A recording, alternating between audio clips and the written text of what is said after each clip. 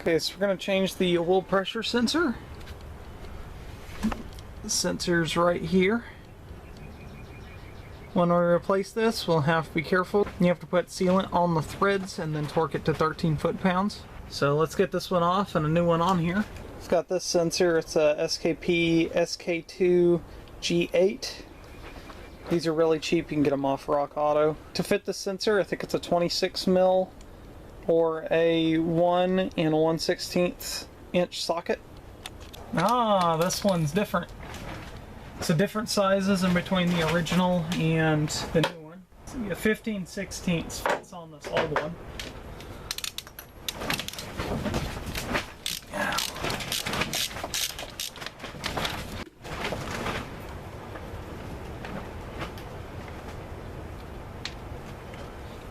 That. So this is our new one. Okay, so we're going to take a little bit of ultra gray and put it on the threads. You don't need too much, just enough coverage in the threads.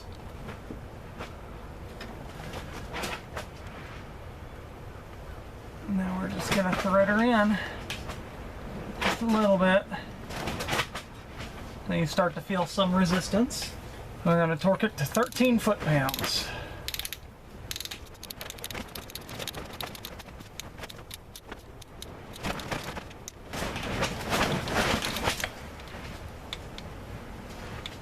Alright, we are at 13.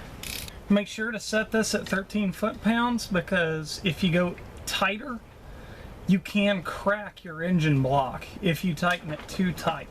So just be careful. But you also don't want it too loose or else it'll leak oil everywhere.